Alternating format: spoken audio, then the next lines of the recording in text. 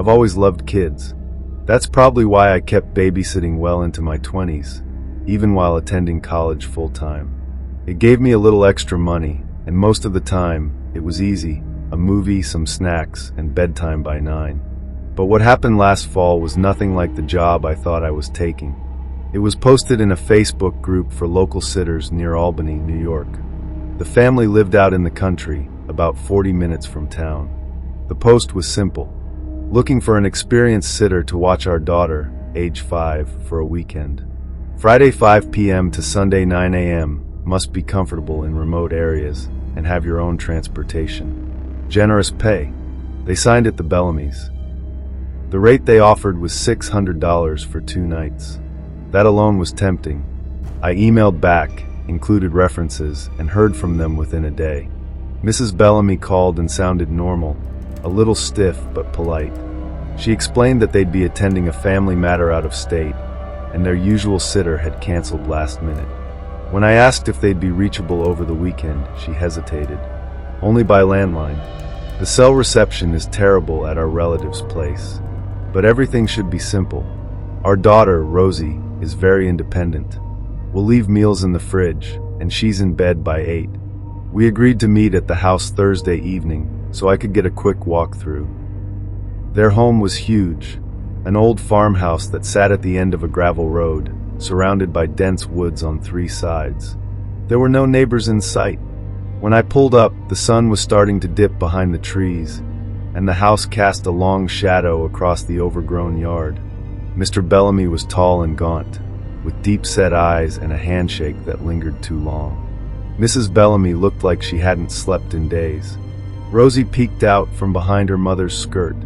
She was small, pale, with dark brown curls and big green eyes. Quiet but polite. They walked me through the kitchen, the living room, Rosie's room upstairs, and the bathroom. Everything looked clean, if a little outdated. Then they showed me the basement door, a thick wooden slab with an old iron latch. "This stays locked," Mr. Bellamy said. "It's just storage and boiler stuff. Nothing you need to worry about." Mrs. Bellamy chimed in. "Please don't let Rosie go near it. She's curious." I nodded. No big deal. Friday evening, they left just after 5. I waved from the porch as their SUV disappeared down the gravel drive. Then it was just me, Rosie, and a whole lot of silence. At first, everything was normal. We had dinner, pre-made lasagna, watched an old Disney movie, and played a few rounds of Go Fish. She was shy but sweet, definitely not the type to cause trouble. By 8:15, she was in bed. I made myself some tea and settled in on the couch with a book. Around 10:30, I heard the first sound, a slow, rhythmic creaking, like footsteps pacing across wooden boards. It was coming from the basement. I froze. It went on for about a minute, then stopped. I reminded myself that old houses creak all the time. Probably pipes. I checked the door anyway. Still locked. I even tapped lightly and said, "Hello," like an idiot. Nothing answered. I went to bed around midnight in the guest room upstairs, next to Rosie's. But I didn't sleep well. Around 2:20 a.m., I woke to what sounded like whispering. Very soft, very low. I couldn't make out any words. I got up and checked Rosie's room. She was asleep, curled under a mountain of blankets, undisturbed. But when I turned to go back, I noticed something that hadn't been there before. A faint trail of muddy footprints leading from the top of the stairs to the basement door. I didn't sleep the rest of the night. Saturday morning, Rosie acted like nothing had happened. I asked if she'd gotten up during the night. She shook her head. Then I asked carefully, "Do you know what's in the basement?" She stopped eating her cereal and stared into her bowl. After a long pause, she whispered, "That's where the quiet girl lives." My stomach turned. "What girl?" "She talks through the floor, but she's not supposed to come out." I didn't know what to say. I asked if the Bellamys had ever mentioned her before, and Rosie said, "Mommy prays at the door sometimes." I tried the landline. No answer. No voicemail. Saturday afternoon was calm. We drew pictures, made grilled cheese, played with dolls. But the house felt colder, heavier, like it was waiting for something. That evening, I heard the creaking again. I sat near the basement door for almost 30 minutes, straining to hear. Once or twice, I thought I heard light tapping, but it might have been my own pulse. At bedtime, Rosie refused to go to her room. She kept glancing at the hallway and shaking her head. "She's not happy tonight," she said. "She's hungry." I let her sleep in the guest room with me. Around 1 a.m., we both woke up to the sound of the basement door rattling. Not just creaking, moving, like someone was pulling it from the other side. Rosie clutched my arm and whispered, "Don't open it. She'll pretend to cry. Don't listen." I thought I was going to throw up.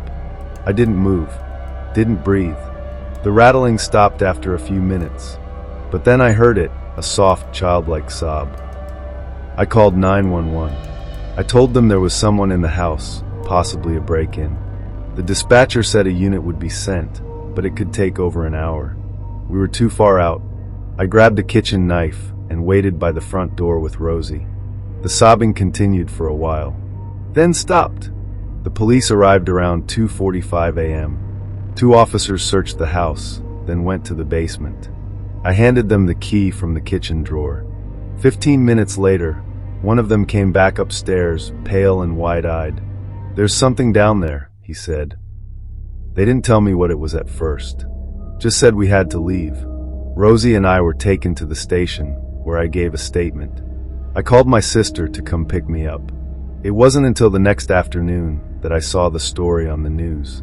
Human remains had been found in the basement, several skeletons, most of them small, child-sized, hidden behind a false wall, buried beneath layers of lime and dirt. The Bellamys were arrested in Virginia later that week. Turns out they weren't the real Bellamys. Their IDs were fake. The house was under a different name, an old relative long deceased.